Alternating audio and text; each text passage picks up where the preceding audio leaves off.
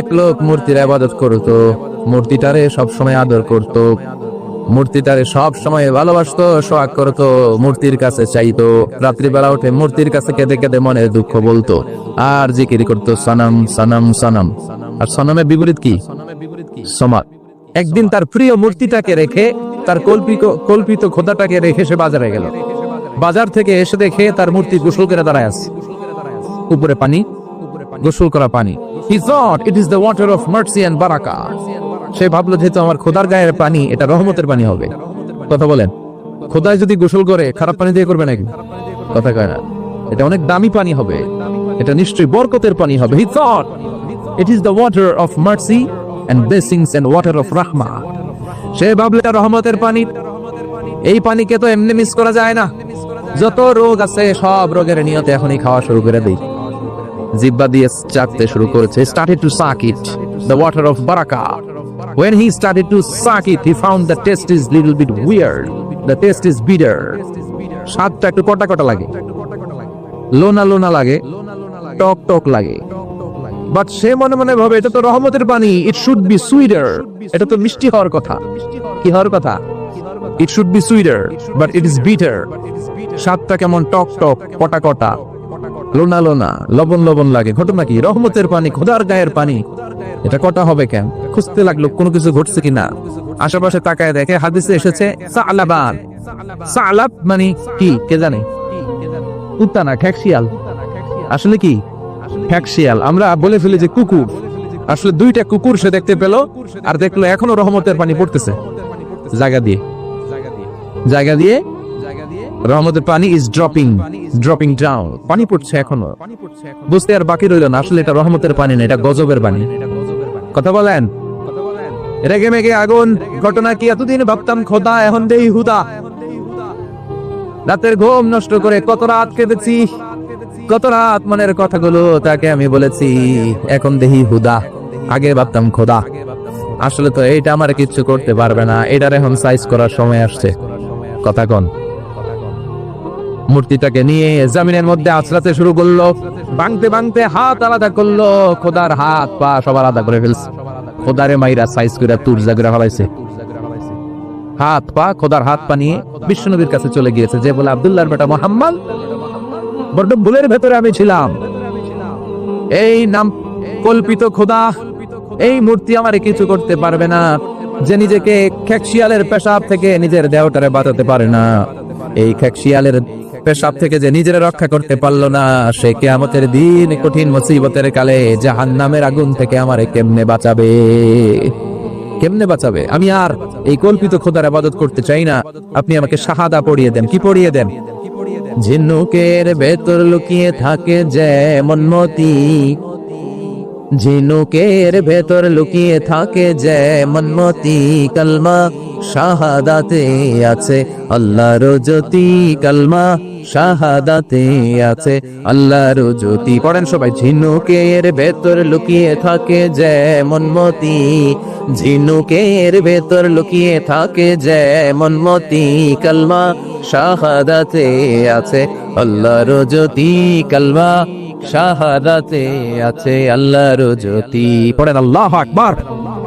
এসে বলে আব্দুল্লাহর বেটা মুহাম্মদ, আর আমি এই কল্পিত মূর্তির ইবাদত করতে চাই না, আমারে পড়িয়ে দেন লা ইলাহা ইল্লাল্লাহু মুহাম্মাদুর রাসূলুল্লাহ সাল্লাল্লাহু আলাইহি ওয়াসাল্লাম। কালিমা পড়ে মুসলমান হয়ে গিয়েছে। তার মানে এই সূরার আরেকটা নাম হচ্ছে সূরাতুস সামাদ। তিনটা নাম আমরা শিখলাম এই সূরার। প্রথমে শিখেছি সূরাতুত তাওহীদ, 2 নম্বরে শিখেছি সূরাতুল মারিফা, 3 নম্বরে শিখেছি সূরাতুস সামাদ। এই সূরাটা অনেক ফজিলতপূর্ণ সূরা। বিশ্বনবী এই সূরাটাকে বড্ড বেশি ভালোবাসতেন। বিশ্বনবী সাল্লাল্লাহু আলাইহি ওয়াসাল্লাম ফজরের যে 2 রাকাত সুন্নাত, মাগরিবের যে 2 রাকাত সুন্নাত, এই সুন্নাত নামাজে এই সূরাটা পড়তেন। জোরে পড়েন সুবহানাল্লাহ।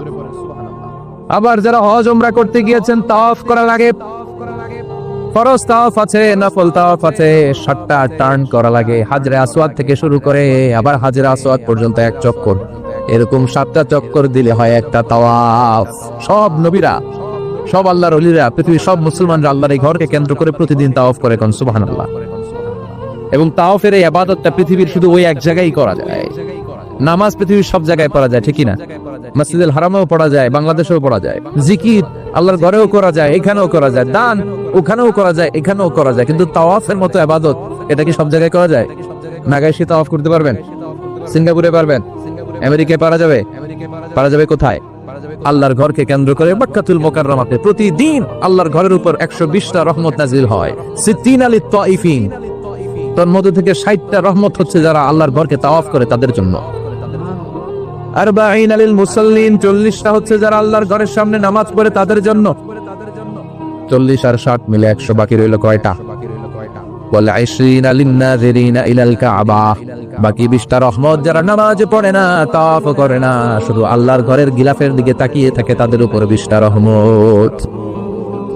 বিষ্ণু ইসলাম তাওয়াফ করার পরে 2 রাকাত নামাজ পড়তে হয়। এই 2 রাকাত নামাজের দ্বিতীয় রাকাতে সূরাতুল ইখলাস পড়তেন, প্রথম রাকাতে পড়তেন সূরাতুল কাফিরুন। তাওয়াফের সালাতে প্রথম রাকাতে কোন সূরা?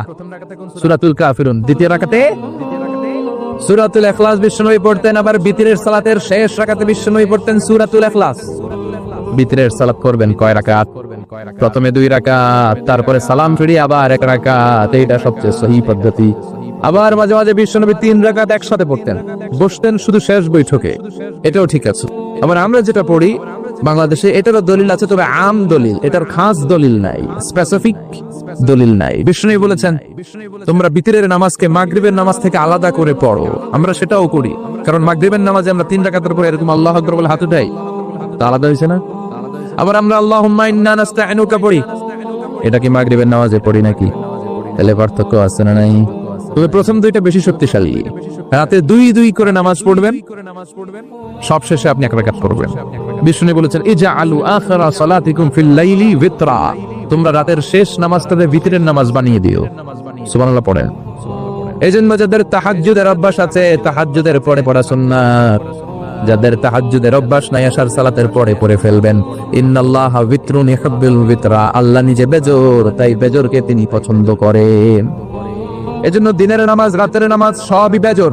সারাদিন যা পড়লেন মাগরিবের 3 রাকাত পড়ার মধ্য দিয়ে সব বেজর হয়ে যায়। আবার রাতে 4 রাকাত, 2 রাকাত করে যত নামাজ পড়লেন, শেষে 1 রাকাত বেতের দিয়ে বা 3 রাকাত বেতের দিয়ে সব বেজর হয়ে যায়। এই 3 রাকাত বেতের নামাজের সর্বশেষ রাকাতে বিষ্ণুনবী ছোট্ট সূরাটা পড়তেন। সুবহানাল্লাহ পড়বেন না? এই আমলগুলো করতে রাজি আছেন তো? মনে থাকবে সবার? আবার বিষ্ণুনবী বলতেন সূরাতুল ইখলাস সাধারণ সূরা না, এটা সুলুসুল কোরআন, 1/3 অফ দা বুক, কোরআনের 3 ভাগের 1 ভাগ। কোরআন 30 পারা।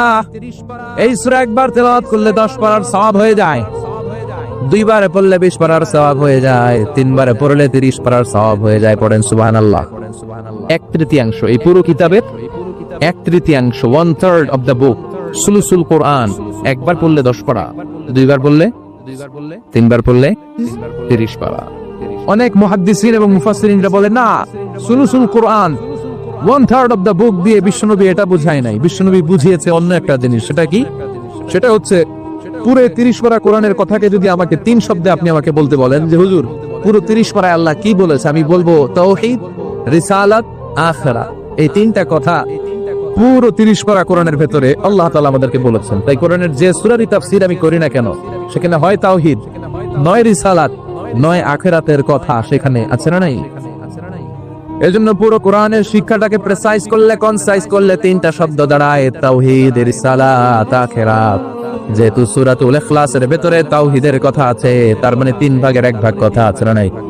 সুবহানাল্লাহ পড়েন। সুলুসুল কোরআন, 1/3 অফ দা বুক। একবার পড়লে 10 পারা, 2 বার পড়লে 20 পারা, 3 বার পড়লে পুরো কোরআনের খতম। কিংবা যে 3টা মেসেজ আল্লাহ দিতে চেয়েছেন পুরো কোরআন দিয়ে, তার একটা এই সূরার ভেতরে আছে না নাই? চিল্লায় বলেন। আবার বিশ্বনবী মদিনাতে হিজরতের আগে কোবা পল্লীতে মসজিদ বানালেন, মসজিদে কোবা। হজ করতে গেলে, উমরা করতে গেলে লোকজন এই মসজিদটাতে বড্ড ভিড় করে, কারণ বিশ্বনবী প্রতি শনিবার, প্রতি সপ্তাহের শনিবার এই মসজিদে যেতেন। কি বার? কথা বলেন। এজন্য মদিনাতে গেলে শনিবারে জিয়ারত করা সুন্নাত। শনিবারে, প্রতি শনিবারে বিশ্বনবী মসজিদে নববী থেকে হেঁটে হেঁটে হেঁটে হেঁটে এই মসজিদে কোবায় যেতেন। বিষ্ণু বলেছেন যারা ঘর থেকে ওযু করে এই মসজিদে কোবায় যে 2 রাকাত নামাজ পড়বে, একটা কবুল উমরা হজের সওয়াব আল্লাহ তার আমলনামায় দিয়ে দিবে।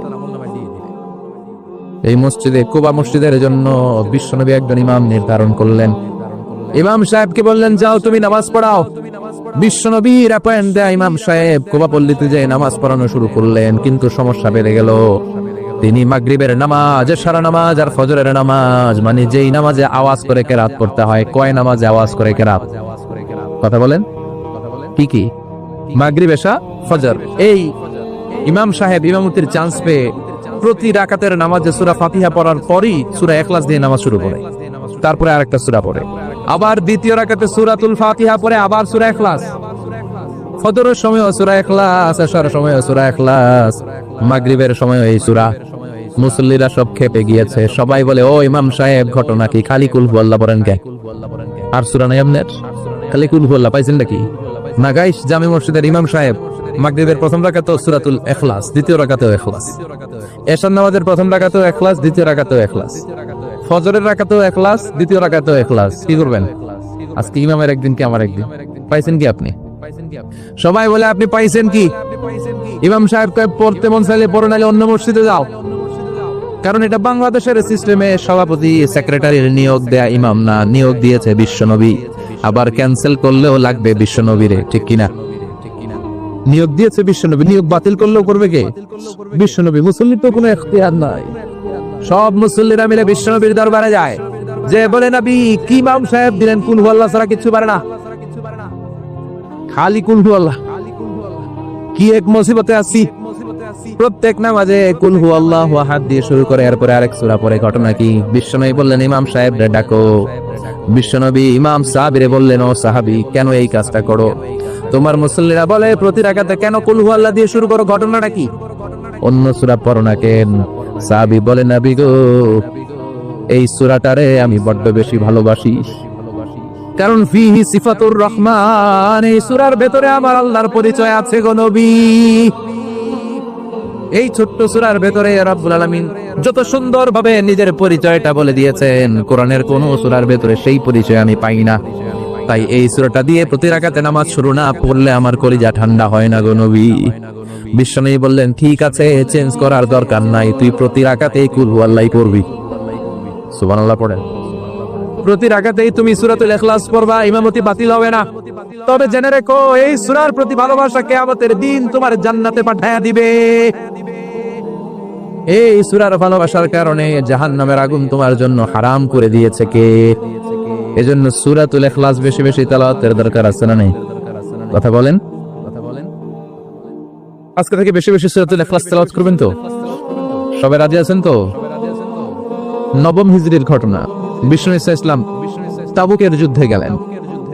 বিশ্বনবী তাবুকের ময়দানে আসছে শুইনা কাফের মুশরিকের আন্ডা বাচ্চা সব দৌড়। কারণ বিশ্বনবী কোন যুদ্ধে গেলে বা কোন জায়গায় দাঁড়ালে ওনার ডানে বায়ে সামনে পেছনে 1 মাসের এরিয়ার মধ্যে যদি কোনো কাফের মুশরিক থাকে, তাদের অন্তরের ভেতরে বিশ্বনবীর ব্যাপারে ভয় আর ধুকধুকানি তৈরি করে দেয় কে? বিশ্বনবী তাবুকের ময়দানে গেলেন। রোমান সাম্রাজ্যের খ্রিস্টান সৈনিকেরা যখন জানতে পারলো বিশ্বনবী এসেছে, সব সৈনিক নিয়ে দৌড়। আইজো দৌড়, কাইলো দৌড়, কই যুদ্ধের দরকার নাই, ভিক্ষা লাগবো না, আগে কুত্তা ঠেকান, সব দৌড়। কোন যুদ্ধ ছাড়াই বিশ্বনবী জিতে গিয়েছে, কোন সুবহানাল্লাহ।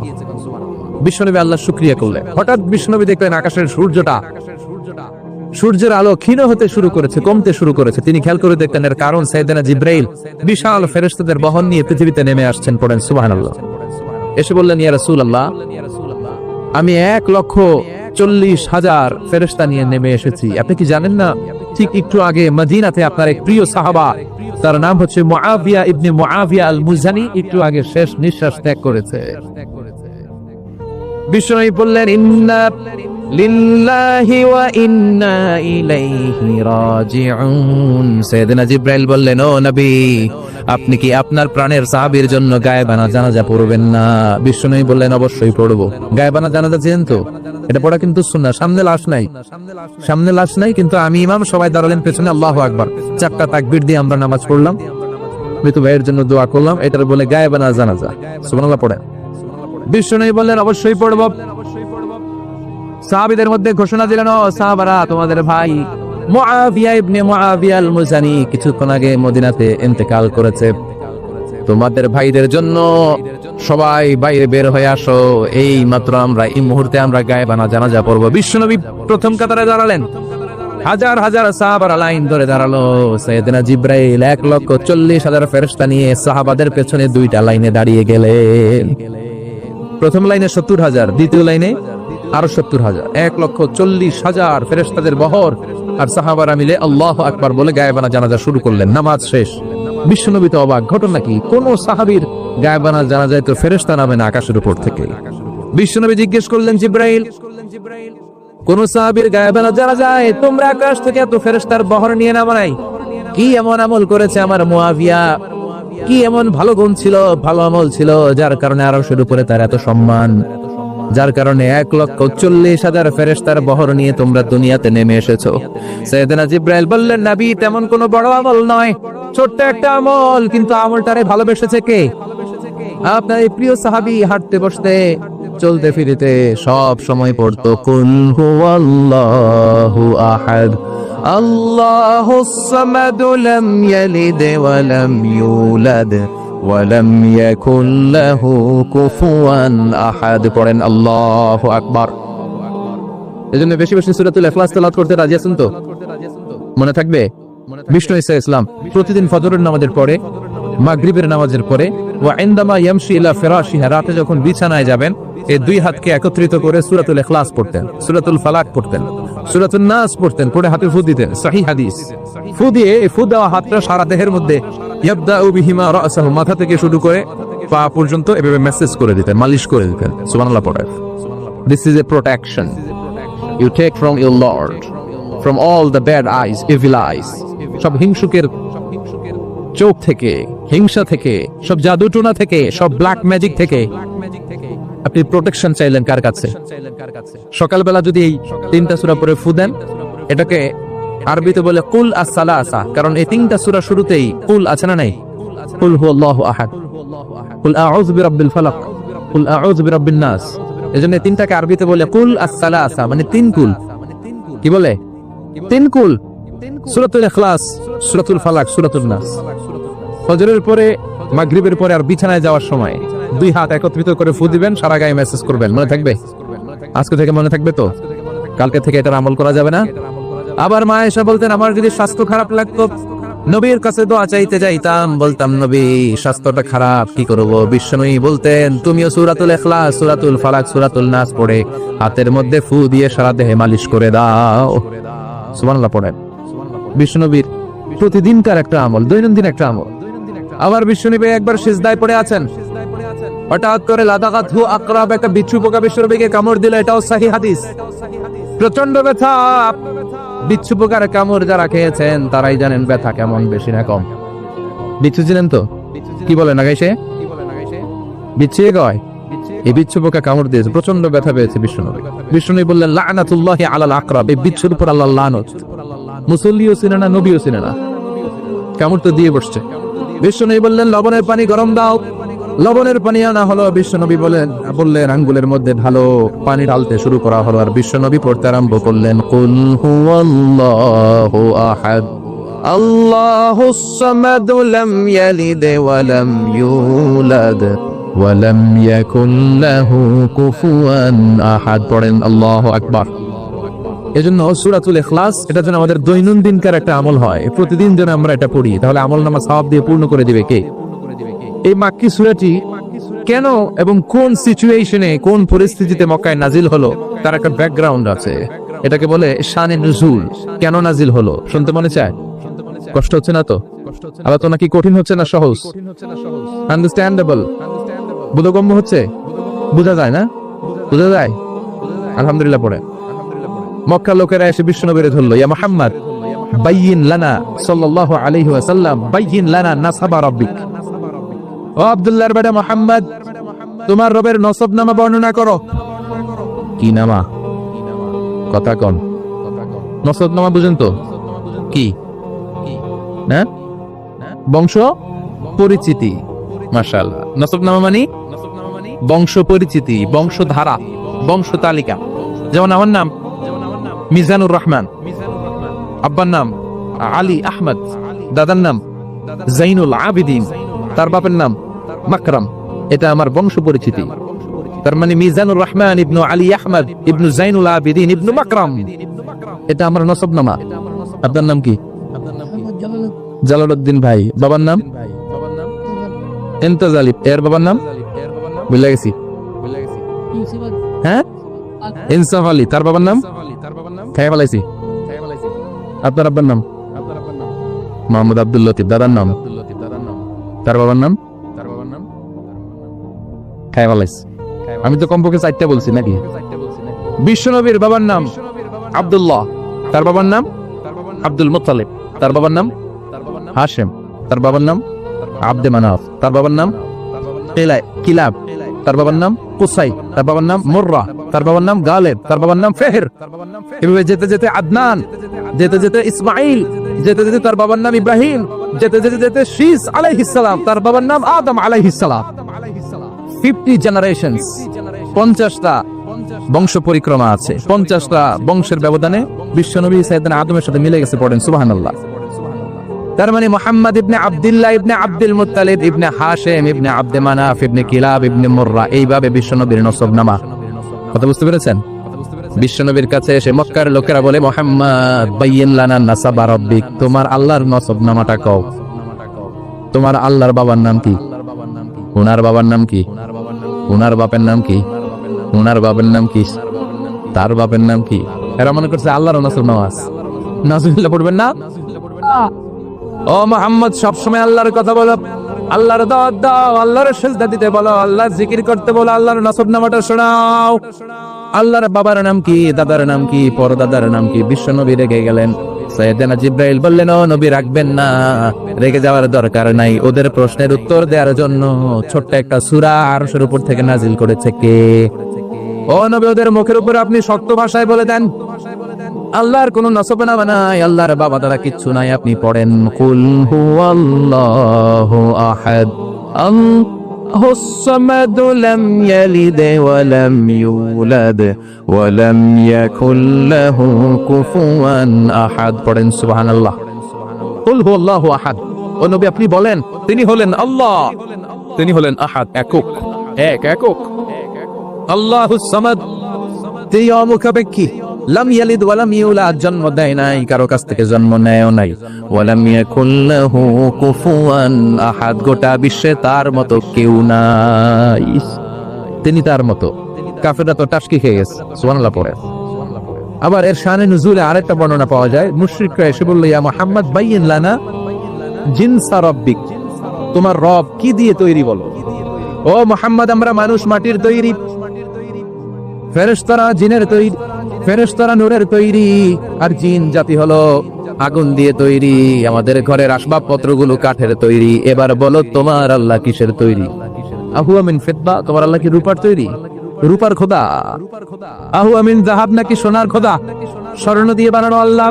আহুয়া মিন খাশাব, নাকি কাঠ দিয়ে বানানো? তোমার আল্লাহ কি দিয়ে বানানো বলো। বিশ্বনবীর কাছে তখন জিবরাইল আয়াত নাজিল করলেন আর বললেন, নবী, এদের প্রশ্নের জবাব আপনি এই সূরা দিয়ে পড়েন আর বলেন, কুল হুয়াল্লাহু আহাদ আল্লাহুস সামাদ লাম ইয়ালিদ ওয়া লাম ইউলাদ ওয়া লাম ইয়াকুল লাহু কুফুয়ান আহাদ। পড়েন সুবহানাল্লাহ। এই ব্যাকগ্রাউন্ড ফজিলত সব শুনে সূরাটা একটু নরম হয়ে আসছে না? এখন নরম নরম লাগে না? মনে হয় যে বুঝতেছি, মনে হচ্ছে যে সহজ হয়ে গেছে, ঠিক কিনা? এবার দেখেন অর্থ আরো সহজ। আল্লাহ বললেন কুল, কুল মানে বলো। কোরআনের যত জায়গায় কুল পাবেন, রব্বুল আলামিন তার পেয়ারা হাবিবকে অর্ডার করছেন, কুল মানে বলো, সে, ও মাই মেসেঞ্জার, সে, বলো। কুল মানে কি? কুল মানে বলো। হে নবী, আপনি বলেন, হু আল্লাহ, তিনি হচ্ছেন আল্লাহ, আর তিনি হচ্ছেন আহাদ, অদ্বিতীয়, এক এবং একক, অদ্বিতীয়। তাহলে প্রথমে বলতে বললেন, ও নবী, আমার সব পরিচয় দেওয়ার আগে আগে নামের পরিচয় দেন। জোরে কোন, ঠিক কিনা?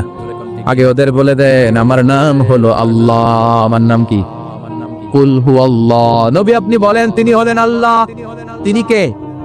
আল্লাহ বলছেন, ইন্নানি আনাল্লাহু লা ইলাহা ইল্লা আনা ফা'বুদনি ওয়া আকিমিস সালাতা লিযিকরি। ইন্নানি আনাল্লাহ, আমি হলাম আল্লাহ। তিনি কে? জোরে বলেন। আল্লাহর নামটা মুখে নিতে কেমন লাগে? আল্লাহর নামটা ডাকতে ভালো লাগে? সবার ভালো লাগে? প্রাণ ভরে যায়? হৃদয় শীতল হয়? ঠান্ডা ঠান্ডা লাগে ভেতরে? তাহলে চিৎকার দিয়ে আল্লাহর ডাক দেন, বলেন আল্লাহ। আর ধরে আল্লাহর ডেকে বলেন ইয়া আল্লাহ। গলা ফাটিয়ে ডাক দেন, বলেন আল্লাহ। আল্লাহ বললেন আমার প্রথম পরিচয় হলো আমি আল্লাহ, আমার নাম হলো আল্লাহ। আল্লাহর নাম রাখছে কে? কথা কন। আমার নাম রাখছে আমার বাবা, আপনার নাম রাখছে আপনার দাদা। কিন্তু আল্লাহর বাবা আছে নাকি? থাকলে রাখতো, দাদা থাকলে দাদা রাখতো। কিন্তু আল্লাহর কি বাপ আছে? দাদা না না। আল্লাহর পিসা হুজুর আছে, অনেকের নাম পিসা হুজুরে রাখে, আছে না নাই? দোয়ার জন্য হুজুর আমি আপনার মরিদ হুজুর, আমার একটা ছেলে হয়েছে, আপনার নাম রেখা দেন। পরে বলে যে পিসা হুজুরের নাম রাখছিল, নাগাইশের পিসাব মুস্তাক ফয়জি সাহেব নাম রাখছিল আমার ছেলের, আছে না নাই? আল্লাহর এরকম পীর সাহেব আছে নাকি? আল্লাহর দাদা বাবা আছে নাকি? এজন্য আল্লাহ বলেন আমার নামটা আমি আল্লাহ নিজেই রেখেছি, পড়েন সুবহানাল্লাহ। আবার এই পৃথিবীতে আল্লাহ ছাড়া আর কারো নাম কোনদিন আপনি আল্লাহ শুনেছেন নাকি? শুনে থাকলে হাত তোলেন। শুনছেন? বাংলাদেশে কত মানুষ? 16 কোটি, 17 কোটি, 18 কোটি। কইতে থাকেন 20 কোটি নিয়ে জানেন না। আসলে কয় কোটি? 18 কোটি মনে হয় বর্তমানে। 16 কোটি তো অনেক আগের হিসাব। 18 কোটি মানুষ এই দেশে। এই 18 কোটি মানুষের মধ্যে কারো নাম আল্লাহ শুনছেন? কথা কন। আমেরিকাতে, এত বড় মহাদেশ, পুরো আমেরিকায় কারো নাম আল্লাহ। গোটা বিশ্বে আরেকজনের নাম আল্লাহ আছে। এমনকি ফেরাউন, সেও নিজের আল্লাহ বলে নাই। ফেরাউনের মতো এত কুখ্যাত ইন্টারন্যাশনাল সন্ত্রাসী আসে। ফেরাউন ইন্টারন্যাশনাল কুখ্যাত সন্ত্রাসী না? সে কুখ্যাত সন্ত্রাস। এই সন্ত্রাসীটাও খেয়াল রাখবেন, নবীদের সাথে যারা বিরোধিতা করেছে তারা সন্ত্রাস, আর নবীরা ছিল মুজাহিদ। চিল্লায় বলেন ঠিক কিনা? তার মানে বিশ্বনবী ছিলেন মুজাহিদ। এবার সন্ত্রাসীটার নাম বলেন। আবু জাহেল। মুসা আলাইহিস সালাম ছিলেন মুজাহিদ, তাহলে সন্ত্রাসটার নাম বলেন। ইব্রাহিম আলাইহিস সালাম ছিলেন মুজাহিদ, তাহলে সন্ত্রাসটার নাম বলেন। তার মানে হকের পক্ষে যারা তারা সবাই মুজাহিদ, আমরাও মুজাহিদ। চিল্লায় বলেন ঠিক কিনা? কল্যাণের কথা যারা বলে তারা মুজাহিদ, অন্যায়ের দিকে যারা ডাকে তারা সন্ত্রাস। কোটা বিরোধী আন্দোলন যে যুবক ছেলেগুলো করেছে ওরা মুজাহিদ, ওদের বিরোধিতা যারা করেছে ওরা সন্ত্রাস। নিরাপদ সড়ক চাই আন্দোলন যে ছেলেগুলো করেছে এক একটা মুজাহিদের বাচ্চা, ওদের বিরোধিতা যারা করেছে এক একটা কুখ্যাত সন্ত্রাস। এজন্য হকের পক্ষে যারা থাকবে, ইসলামের পক্ষে যারা থাকবে, ন্যায় নীতি সাম্যের পক্ষে যারা থাকবে তারা মুজাহিদ। বাই ডিফল্ট এগুলো মুজাহিদ। চিল্লায় বলেন ঠিক কিনা? আর বিরোধিতা যারা করবে সন্ত্রাস, কুখ্যাত ইন্টারন্যাশনাল সন্ত্রাস। ফেরাউনও তার নাম আল্লাহ রাখে নাই, সে তার নাম দিছিল আমি তোমাদের বড় রব। কি দিছিল? فحشر فنادى فقال انا ربكم الاعلى। বিশাল একটা গ্যাদারিং করে সবার সামনে কয় আমি বড় খোদা। আমি কি? আমি বড় খোদা, রব্বুকুমুল আ'লা, তোগো বড় রব, কিন্তু আমি আল্লাহ। এটা কইছে? কথা বলেন। তার মানে আল্লাহ এক পিস। আল্লাহর সত্তাটা শুধু একজন, মহাবিশ্বের নিয়ন্ত্রণকারী একজন, বিপদে আপদে সাহায্য করতে পারেন একজন, গোটা ইউনিভার্সটাকে, এই বসুন্ধরাকে, এই মহাবিশ্বটাকে দূর থেকে নিয়ন্ত্রণ করেন একজন, তিনি কে? এজন্য আল্লাহ বলেন গোলাম আমারে আল্লাহ বলে ডাকো কিংবা রহমান বলে ডাকো, কোনো সমস্যা নাই। সুবহানাল্লাহ।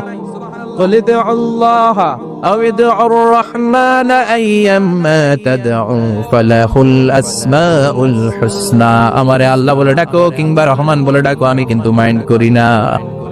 আল্লাহ মাইন্ড করে? কথা কোন? ওনারে আল্লাহ বললে উনি খুশি, ওনারে রহমান ডাকলেও ওনার অনেকগুলো সুন্দর সুন্দর নাম আছে। তাহলে বুঝা গেল আল্লাহ হচ্ছে ওনার জাতি নাম। কি নাম? কথা বলেন। আরো সিফাতি নাম আছে, সুন্দর সুন্দর আরো 99টা নাম আছে না নাই? বিশ্বনবী বলেন ইন্না লিল্লাহি 99 ইসমা। আল্লাহ নাম ছাড়া আল্লাহর আরো 99টা চমৎকার চমৎকার নাম আছে। মান আহসাহা দাখালাল জান্নাহ। যেই নামগুলো সিনার ভিতরে রাখবে জাহান্নামের আগুন তার জন্য হারাম করে দিবে কে? বিশ্বনবীর জামানায় এক লোক মূর্তির ইবাদত করত, মূর্তিটারে সব সময় আদর করত, মূর্তিটারে সব সময় ভালোবাসতো, সোহাগ করতো, মূর্তির কাছে চাইতো। রাত্রিবেলা উঠে মূর্তির কাছে কেঁদে কেঁদে মনের দুঃখ বলতো, আর জিকির করতো সনম সনম সনম। আর সনমের বিপরীত কি? সমাদ। একদিন তার প্রিয় মূর্তিটাকে রেখে, তার কল্পিত খোদাটাকে রেখে সে বাজারে গেল। বাজার থেকে এসে দেখে তার মূর্তি গোসল করে দাঁড়ায় আছে, উপরে পানি, গোসল করা পানি। He thought it is the water of mercy and barakah. সে ভাবলো যেহেতু আমার খোদার গায়ের পানি, এটা রহমতের পানি হবে। কথা বলেন, খোদায় যদি গোসল করে খারাপ পানি দিয়ে করবে নাকি? কথা কয় না, এটা অনেক দামি পানি হবে, এটা নিশ্চয়ই বরকতের পানি হবে। He thought it is the water of mercy and blessings and water of rahmah. সে ভাবলো এটা রহমতের পানি।